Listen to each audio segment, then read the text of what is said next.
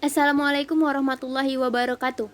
Baiklah, pada hari ini kita akan membahas materi pendidikan agama Islam mengenai membangun bangsa melalui perilaku taat, kompetensi dalam kebaikan, dan etos kerja.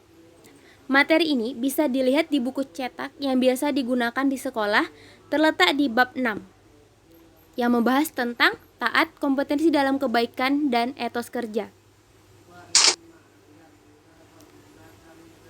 Nah, materi yang harus dikuasai adalah taat pada aturan, kompetensi dalam kebaikan dan etos kerja, serta perilaku mulia, taat pada aturan, kompetensi dalam kebaikan dan etos kerja.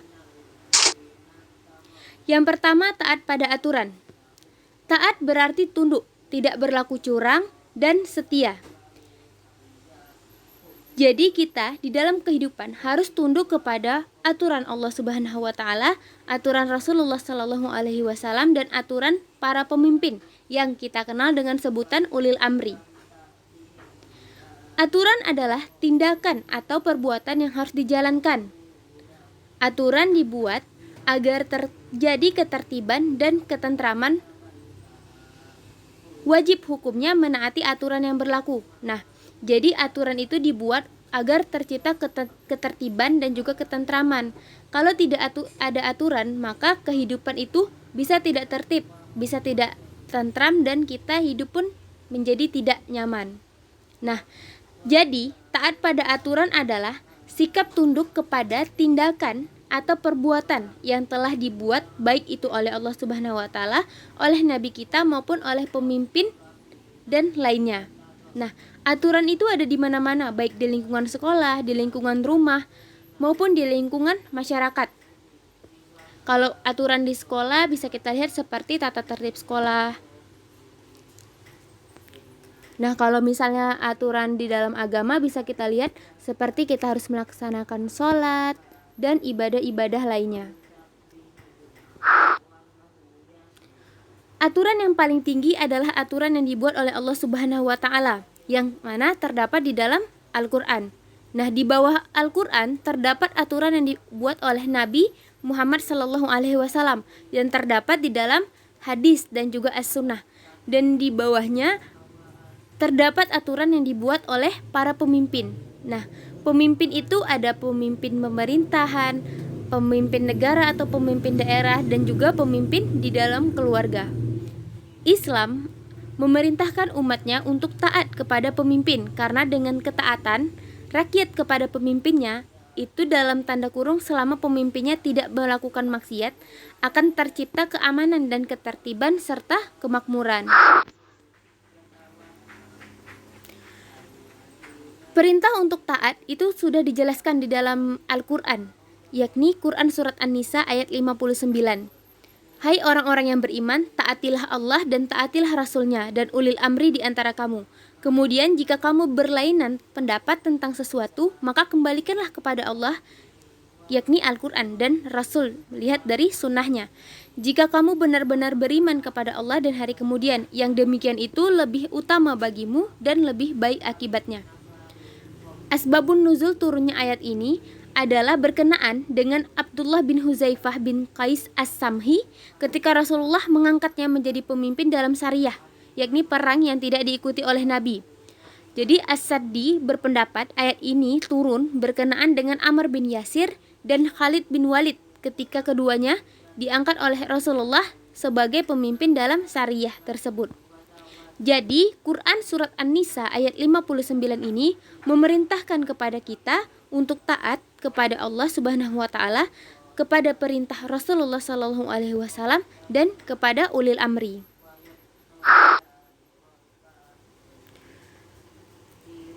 Kita memang diperintahkan Allah untuk taat kepada ulil amri. Namun perlu diperhatikan, tidak bisa digandengkan antara taat kepada Allah dengan taat kepada ulil amri.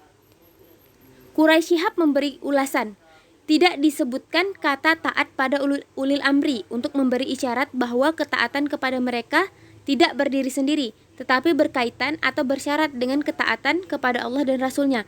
Artinya, apabila perintah dari ulil amri itu bertentangan dengan nilai-nilai ajaran Allah dan juga Rasul-Nya, maka kita tidak dibenarkan untuk taat kepada mereka, ulil amri tadi. Umat Islam wajib menaati perintah Allah dan Rasul-Nya dan diperintahkan pula untuk mengikuti atau menaati pemimpinnya. Tentu saja apabila pemimpinnya itu memerintah kepada hal-hal yang baik.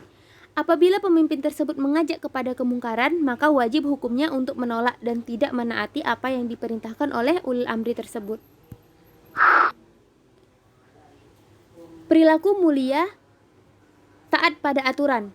Ada 5. Yang pertama, selalu menaati perintah Allah Subhanahu wa Ta'ala dan Rasul-Nya, serta meninggalkan larangannya baik di waktu lapang maupun di waktu sempit. Jadi, kita itu harus taat kepada Allah dengan menjalankan segala yang diperintahkannya, dan taat kepada Allah dengan menjauhi segala yang dilarang oleh Allah Subhanahu wa Ta'ala untuk kita lakukan. Yang kedua, merasa menyesal dan takut apabila melakukan perilaku yang dilarang oleh Allah dan Rasul-Nya. Nah, ini menunjukkan kalau kita taat kepada Allah Subhanahu wa Ta'ala dan Rasul-Nya. Yang ketiga, menaati dan menjunjung tinggi aturan-aturan yang telah disepakati, baik di rumah, di sekolah, maupun di lingkungan masyarakat. Nah, jadi kalau misalnya kita sudah menjunjung tinggi aturan yang telah disepakati bersama, itu berarti kita sudah taat, sudah berusaha untuk menaati berbagai macam aturan yang telah dibuat. Yang keempat, menaati pemimpin selagi pemimpinnya itu sesuai dengan tuntunan dan syariat agama. Yang terakhir, menolak dengan cara yang baik apabila pemimpin mengajak kepada kemaksiatan. Nah, jadi apabila ada pemimpin yang mengajak kita untuk berbuat yang tidak baik, berbuat yang menyimpang dari agama, maka kita wajib untuk menolaknya. Namun menolaknya dengan cara yang baik, tidak dengan cara yang buruk. Baiklah, itu tadi mengenai taat pada aturan. Selanjutnya akan kita bahas mengenai kompetensi dalam kebaikan. Kompetensi dalam kebaikan, maksudnya apa? Berlomba-lomba dalam kebaikan. Nah, dalam berkompetensi, sikap yang baik itu harus kita terapkan. Jangan kita ikutkan sifat tercela, sifat yang buruk jika kita mau berkompetensi. Seperti suuzon, iri, ria, dan itu tidak boleh dilakukan ketika kita melakukan kompetensi. Nih, contoh, di gambar ada lomba cerdas cermat. Nah, kalau kita mengikuti lomba cerdas cermat, itu kan kita bersaing dengan cara yang baik. Jadi kita harus timbulkan sifat-sifat terpuji, jangan keluarkan sifat-sifat tercela, apalagi jika kita mengalami kegagalan. Jangan sampai kita marah atau bersifat iri, karena ini adalah persaingan yang baik. Nah, untuk berkompetensi diperlukan kolaborasi, jangan saling menyaingi untuk saling mengalahkan. Saling bekerja samalah dalam mengerjakan kebaikan sehingga tidak menimbulkan persaingan yang tidak baik. Kompetensi dalam kebaikan juga telah dijelaskan di dalam Al-Quran, yakni di dalam Quran surat Al-Ma'idah ayat 48, bisa dibaca ayatnya. Dan di bagian bawah artinya itu ada, maka berlomba-lombalah berbuat kebajikan. Nah, telah jelas bahwa kita tuh harus berkompetensi dalam kebaikan, berlomba-lomba untuk melakukan kebaikan, bukan berlomba-lomba untuk berbuat kejahatan.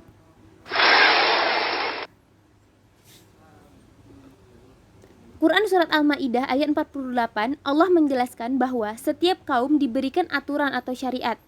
Syariat setiap kaum itu berbeda-beda sesuai dengan waktu dan keadaan hidupnya. Meskipun berbeda-beda, yang terpenting dalam kita lakukan itu dalam rangka mencari ridho Allah atau berlomba-lomba dalam kebaikan. Nah, ayat ini mengatakan perbedaan syariat tersebut seperti layaknya perbedaan manusia dalam penciptaannya, bersuku-suku, berbangsa-bangsa. Semua perbedaan itu adalah rahmat dan untuk ajang saling mengenal. Ayat ini mendorong pengembangan berbagai macam kemampuan yang dimiliki oleh manusia, bukan malah menjadi ajang perdebatan. Nah, semua orang dengan potensi dan kadar kemampuannya masing-masing itu harus berlomba-lomba dalam melaksanakan kebaikan. Jadi manfaatkan potensi yang kita miliki itu untuk berlomba-lomba dalam kebaikan. Nah, Allah selalu melihat dan memantau perbuatan manusia, dan baginya tidak ada sesuatu yang tersembunyi. Jadi Allah Maha mengetahui segala apa yang kita lakukan. Jadi usahakanlah dalam hidup itu kita melakukan kebaikan yang sebanyak-banyaknya. Mengapa kita diperintahkan untuk berlomba-lomba dalam kebaikan? Kita diperintahkan untuk berlomba melakukan kebaikan adalah karena hidup kita itu hanya sekali. Maka janganlah menunda-nunda untuk melakukan kebaikan. Kebaikan itu harus segera dikerjakan. karena kesempatan hidup kita ini sangat terbatas. Begitu juga dengan kesempatan kita untuk berbuat baik. Belum tentu setiap saat bisa kita dapatkan, karena tidak ada yang tahu bahwa kelak kita semua itu akan kembali kepada Allah. Maka selama hidup, manfaatkanlah kehidupan kita untuk melakukan hal-hal yang baik.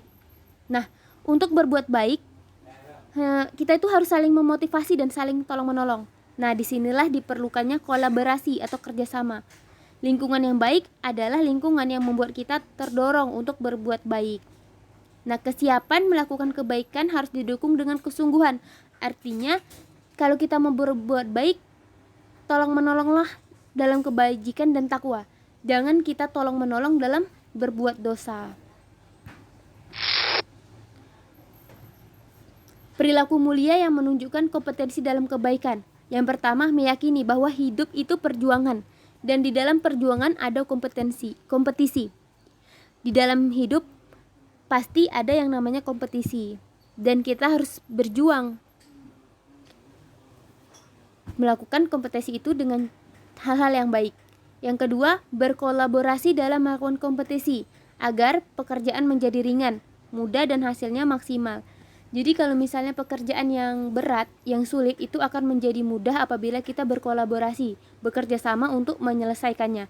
Yang ketiga, dalam berkolaborasi semuanya diniatkan untuk ibadah, semata-mata mengharap ridha Allah Subhanahu wa taala. Yang keempat, selalu melihat segala sesuatu itu dari sisi positif. Terus kalau misalnya ada permasalahan, itu tidak dibesar-besarkan, tetapi bersama-sama untuk mencari solusi dan titik persamaan. Yang terakhir, ketika mendapatkan keberhasilan, kita tidak tinggi hati, harus selalu bersyukur. Namun ketika mendapat kekalahan, harus sportif dan berserah diri kepada Allah Subhanahu wa taala. Sekarang etos kerja. Etos kerja tuh giat bekerja. Contohnya nih, bekerja di perkantoran, menjadi guru, atau di sawah dan pekerjaan lainnya. Seorang muslim harus menyeimbangkan antara kehidupan dunia dan juga kehidupan akhirat. Tidaklah semata hanya berorientasi pada kehidupan akhirat saja, tapi kita harus juga memikirkan kehidupan di dunia. Untuk menyeimbangkan antara hidup di dunia dan juga akhirat, wajiblah seorang muslim untuk bekerja. Bekerja adalah kodrat hidup, baik kehidupan spiritual, intelektual, fisik, biologis, maupun kehidupan individual dan sosial dalam berbagai bidang. Jadi setiap orang itu layak mendapatkan predikat terpuji seperti potensial, aktif, dinamis, produktif, atau profesional, semata-mata karena prestasi kerjanya. Mengenai etos kerja juga dijelaskan di dalam Al-Quran, yakni di dalam Quran surat At-Taubah ayat 105. Dan katakanlah, bekerjalah kamu, maka Allah dan Rasulnya serta orang-orang mukmin akan melihat pekerjaanmu itu, dan kamu akan dikembalikan kepada Allah yang mengetahui akan yang gaib dan yang nyata. Lalu diberitakannya kepada kamu apa-apa yang telah kamu kerjakan. Jadi di dalam Quran surat At-Taubah ayat 105 menjelaskan bahwa Allah itu memerintahkan kita untuk semangat dalam melakukan amal saleh sebanyak-banyaknya. Nah, Allah akan melihat setiap amal yang dibuat oleh manusia. Amal baik maupun amal buruk, semua Allah mengetahuinya. Dan pada akhirnya seluruh manusia itu akan kembali kepada Allah dengan membawa amal yang telah dilakukannya selama hidup di dunia. Nah, mereka yang berbuat baik akan diberi pahala atas perbuatannya. Mereka yang berbuat jahat akan diberi siksaan atas perbuatan yang telah mereka lakukan selama ini. Jadi bersungguh-sungguhlah dalam hidup, dalam melakukan pekerjaan di kehidupan ini. Karena semua yang kita lakukan di dunia ini akan ditampilkan kelak di akhirat, di hadapan Allah, Rasul, dan juga orang-orang mukmin lainnya.